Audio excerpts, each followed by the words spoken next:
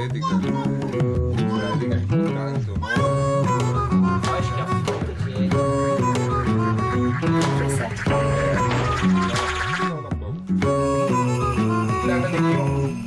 Isso é um dilema. A religião tem um aspecto religioso. Uma vez que você opta por uma coisa, Eu acho que a questão da ética é muito... pela consciência, por determinado lado, por favor. Meu nome é Renato Janine Ribeiro, sou professor de filosofia e este programa é sobre ética. Não sei o que quer dizer, não. Colega, não sei nem o que é ética, colega. Ética pra mim? É muita coisa. Ética que vem na minha cabeça? Respeito. Da ética que vem a moral da pessoa. Ética é ser correto, ser honesto, ter ciência do que está fazendo com os outros, para não passar, né, falta de ética, falta de honestidade. O que você acha que é ética, você? A ética é a parte da filosofia que lida com as ações humanas, discutindo quais são melhores, quais são piores. Alguns vão falar em certo e errado. Então a ética lida com a prática. Ela lida com o modo como as pessoas vão agir. Ela não está perguntando o que as pessoas são, o que as coisas são. Está perguntando como se age e, diante de cada situação, qual é a ação mais adequada. Hoje em dia o difícil é fazer a coisa certa. Não tirar nada de ninguém, tá me compreendendo? Ajudar o próximo. Ter respeito não só com os mais velhos, mas com o próximo também. Porque não matar, roubar, não levantar falso, né? É o testemunho. Discursão, acho que é errado, mas quando alguém ofende minha mãe ou meu pai, não dá pra segurar.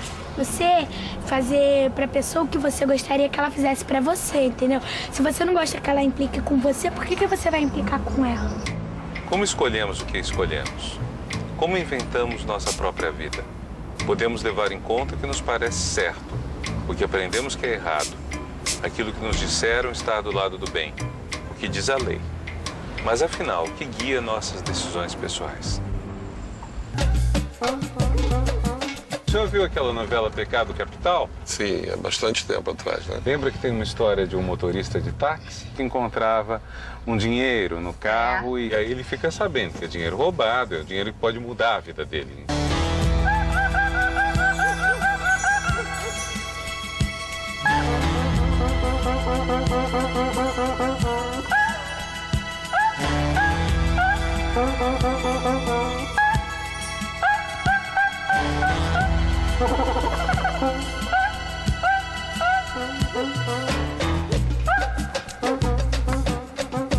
O Carlão ficava toda a novela na dúvida se devolvia o dinheiro para o dono ou se usava para tratar do pai dele que estava muito doente. E eu entregava, né?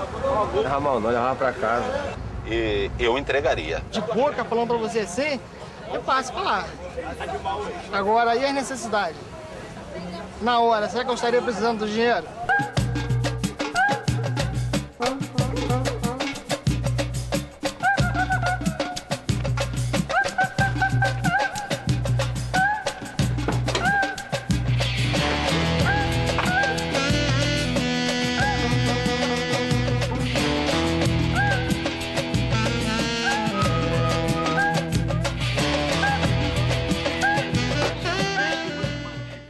E como o senhor vê? Eu salvaria o meu pai. Salvaria sem seu pai? dúvida nenhuma.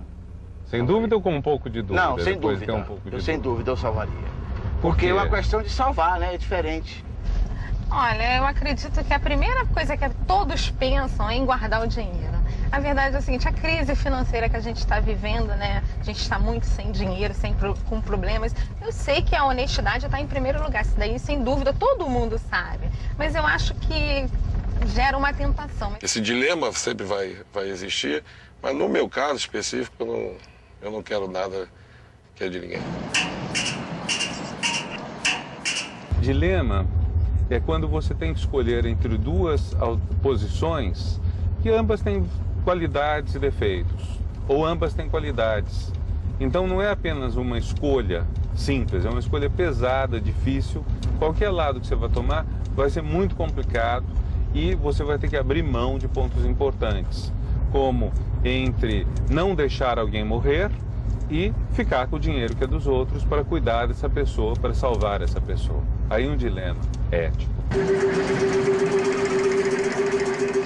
Eu entregava pra polícia, só que eu falava, Será que você pode me emprestar uma parte desse dinheiro pra me salvar meu pai, tá? Minha morte? Eu pegaria o dinheiro, resolveria o caso do meu pai. Aí depois de resolver tudo, eu iria na polícia. Eu pago tintim por tintim, mas eu salvo meu pai. Nem se eu ficasse com 50 anos ajuntando dinheiro, mas eu pagava.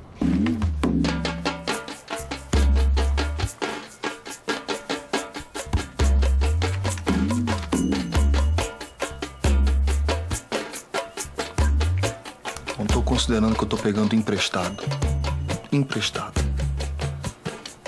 Juro que eu vou devolver tostão por tostão desse dinheiro que não é meu. Viu, seu Jorge? O interessante do dilema ético é que é onde não tem mais regra. Você não pode dizer o certo é isso. Eu acho que o pai vem primeiro do que o dinheiro, entendeu? O dinheiro é uma nota, tá? Um papel, mas que vale. Mas uma pessoa... Pode arranjar de novo. Uma pessoa, ela não vai voltar, entendeu? Mas o dinheiro pode existir muitos iguais. Mas a pessoa não existe igual. Caso de vida ou de morte, senhor. Meu amigo, não dá. Não, eu sei. O senhor já disse que o senhor é só o piloto, que o senhor não pode resolver tudo sozinho. Eu sei disso, eu entendo também. Eu acho até que o senhor tá com razão, mas... Por favor, deixa eu então falar com o dono. Meu amigo, não dá. Eu já falei, ele está viajando. Meu pai. Ele é meu pai. Eu só tenho ele. A ética está no cotidiano das pessoas. Quando você escolhe se passa ou não num sinal fechado, quando você escolhe se frauda ou não uma conta, se salta ou não para entrar num show, você está sendo antiético. Quer dizer, você está indo contra certos princípios que você não gostaria que violassem em relação a você. Sobre la ética es importante, ¿no? Acho que a falta de ética...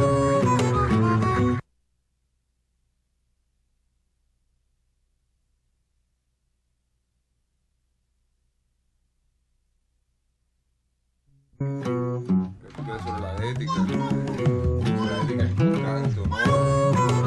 Acho que a falta de ética... A maior parte das pessoas acha que sabe o que é certo ou errado, mas elas entram em dilemas éticos quando são dois valores importantes que se contrapõem. Qual o dilema ético mais sério que o senhor já teve na sua vida? Olha só, diversas coisas éticas acontecem na vida de uma pessoa, né? Você vê a minha esposa, se por acaso ela passa numa rua e alguém mexe com ela, ela não vai me dizer.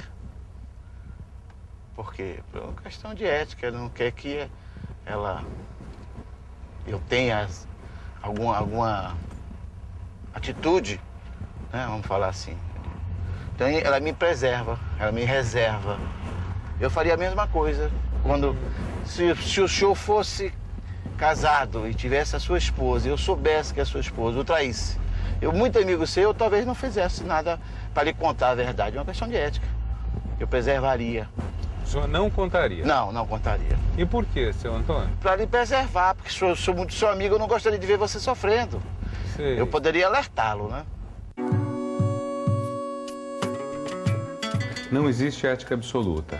Há valores que foram apresentados por muito tempo, como valores que são para todo mundo, mas no correr do século XX ficou muito difícil manter isso. A gente foi percebendo que existe uma diversidade muito grande de costumes, de crenças, de convicções. A gente está aprendendo a viver na diferença, a gente está aprendendo a respeitar valores diferentes de outras pessoas, e isso é muito positivo. O que a gente está interessado é em pegar, sobretudo, o dilema ético. Cada pessoa vive ou viveu numa situação difícil. Quer dizer, qual foi a dificuldade que uma pessoa teve para tomar uma decisão, para ir contra preceitos existentes, para criar uma ética própria. Então, eu queria começar te perguntando, como foi que você percebeu que você era um menino diferente dos outros? Na realidade, a coisa começou muito na infância, né?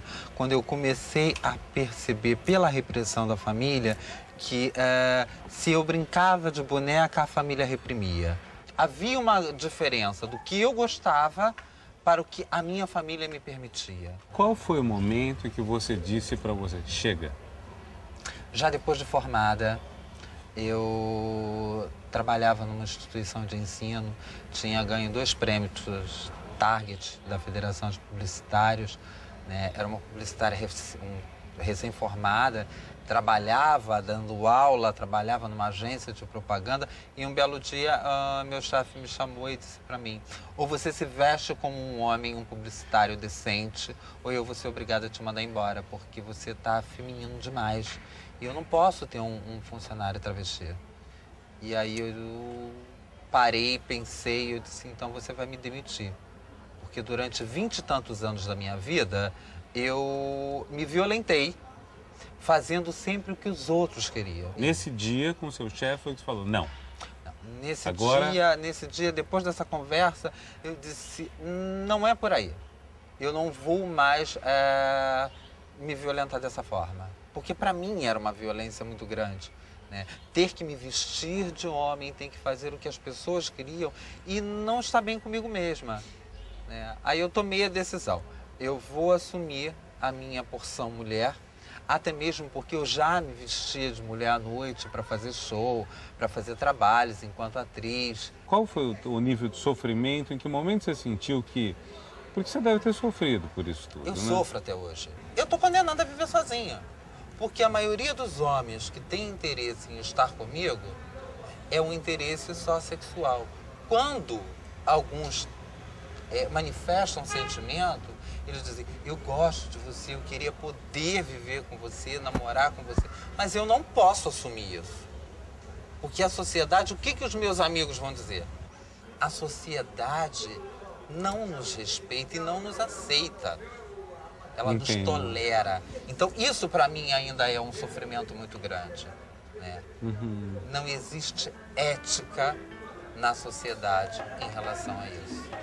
Não existe respeito. Não basta eu dizer que meus valores são estes ou aqueles. Os valores podem deixar de ser universais, os mesmos para todo mundo. Mas há uma palavra-chave para os valores. É a reciprocidade. Os valores que eu escolho têm que ser recíprocos. Isto é, os direitos que reivindico para mim, eu tenho que reconhecer também para meus semelhantes.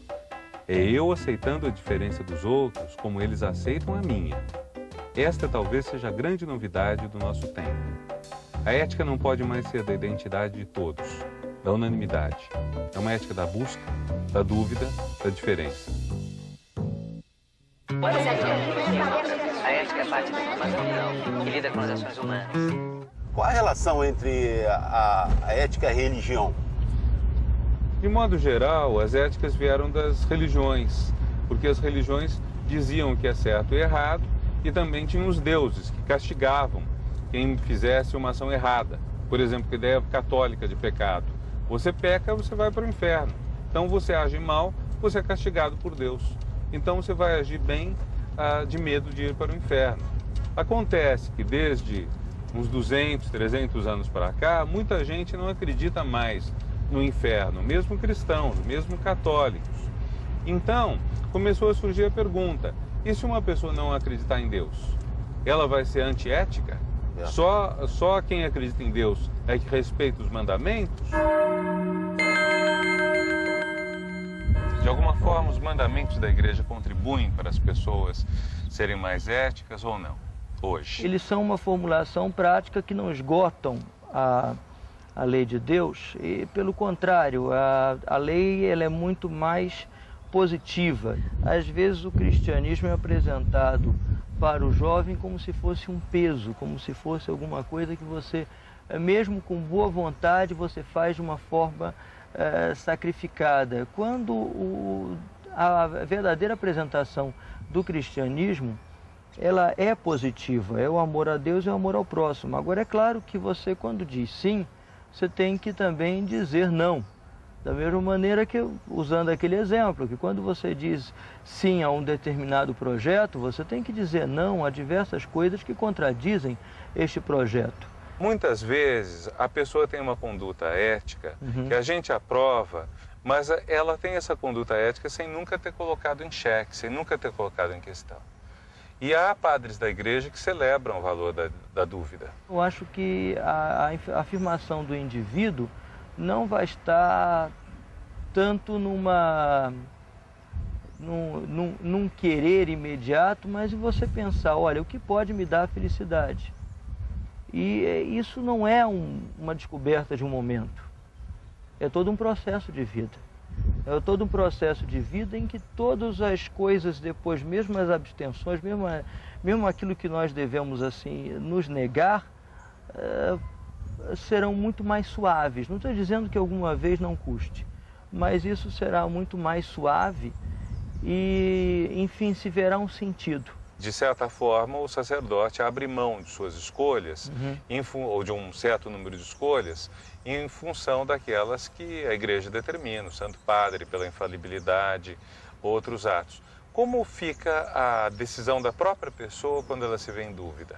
Eu não tenho nenhuma dificuldade com relação a isso e vários amigos, assim, eu diria até a maioria, realmente não tem uma grande dificuldade pela própria formação que tivemos e que abraçamos. Não só tivemos como alguma coisa de fora, mas como alguma coisa assim que de fato abraçamos e abraçamos como uma segunda natureza. Eu não gostei muito de falar da minha vocação, porque tem gente aí com histórias maravilhosas, tem gente até que ouviu vozes, sei lá. Eu nunca ouvi voz nenhuma, não. Eu vivia naquele ambiente, num ambiente religioso. Eu senti vontade de realizar esse trabalho, senti vontade de seguir esse caminho e hoje sou feliz. Muita gente acha que ser ético é não fazer uma série de coisas erradas. Não matarás, não furtarás, não cobiçarás. Ser ético não é apenas se abster de fazer o mal. Ser ético é fazer coisas positivas. Sobre la ética es tanto, ¿no? Acho que a falta de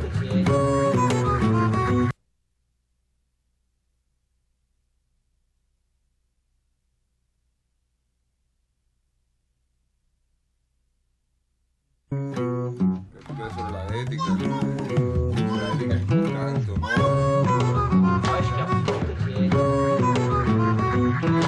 Eu acho que no Brasil, em especial, a gente ouve muito falar em ética porque o brasileiro afirma a identidade dele em função da dignidade ética. Então, tem a impressão de que numa sociedade como a brasileira, tão perturbada, com tanta insegurança, com tanta incerteza, em que a gente pode perder o emprego, em que a economia pode afundar, a âncora principal a que cada um agarra para se sustentar é dizer-se ético. O Brasil é um país que você vê que é o país que tem mais coração no mundo, é o brasileiro. Mas os brasileiros são gente boa. Vai ter uma metade não, uma metade sim. O povo brasileiro, com certeza, ele é ético. Mas eu acho que o povo brasileiro precisa de uma oportunidade. Quem o senhor acha mais ético, os mais pobres ou os mais ricos? Com certeza, os mais pobres. Eu acho que as pessoas humildes, elas levam muito em consideração esses valores, sabe? Honestidade, entendeu? Não existe valores diferentes. Em termos de ética, não. Não. O Brasil, como no mundo, a ética é uma formação que a família deu, a questão familiar. O senhor acha que vem da família? Com certeza, lógico. É como o alface vem da lavoura. O filho do pobre, se ele aparece com alguma coisa em casa, o pai vai procurar saber, porque, eu não tenho dinheiro para você ter isso. Onde você arrumou isso? Já o rico, ele tem muito dinheiro, não vai sentir nada de diferente, né? Se o filho dele aparecer com uma coisa, um objeto estranho, né? Ele vai achar que o filho foi lá e comprou.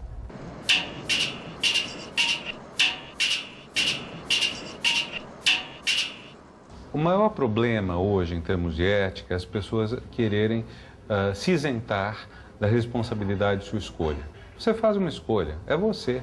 Pode ser seu pai que mandou, pode ser a religião que mandou, mas no fim das contas, quem tomou a decisão, quem agiu foi você. E você é o responsável pela sua ação, não Deus ou seu chefe ou quem seja.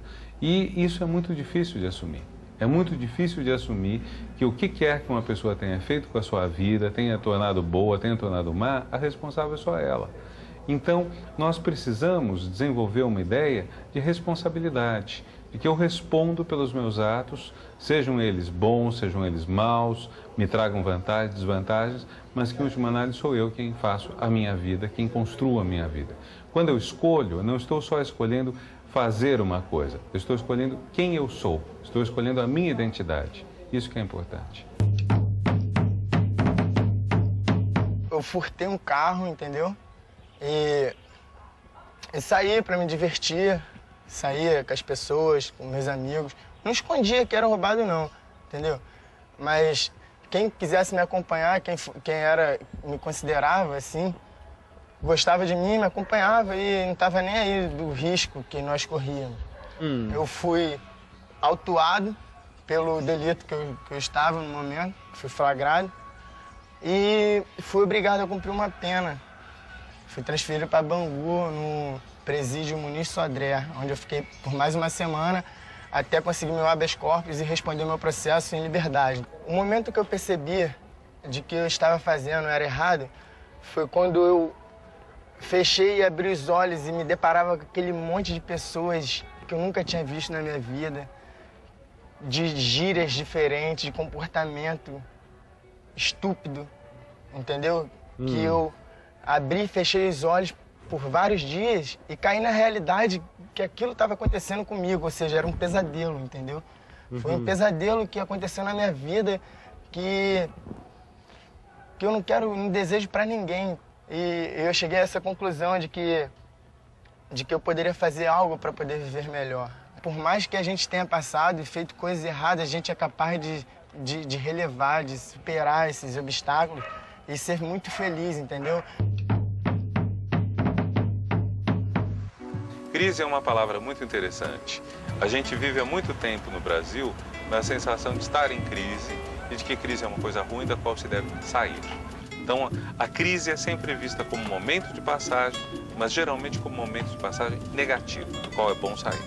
Só que a palavra crise vem de uma palavra grega, que é krino, que é um verbo que quer dizer triar, distinguir, escolher.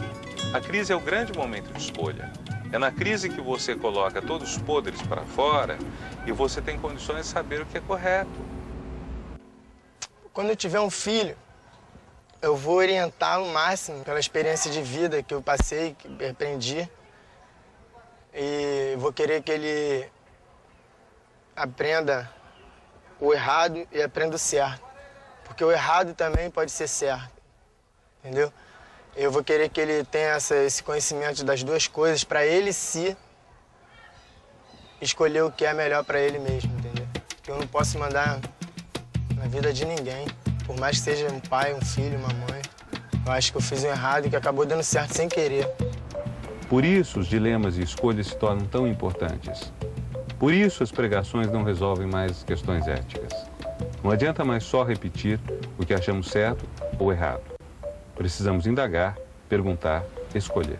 Não existe ética na sociedade em relação a isso. Não existe respeito. Senti vontade de realizar esse trabalho, senti vontade de seguir esse caminho e eu estou feliz.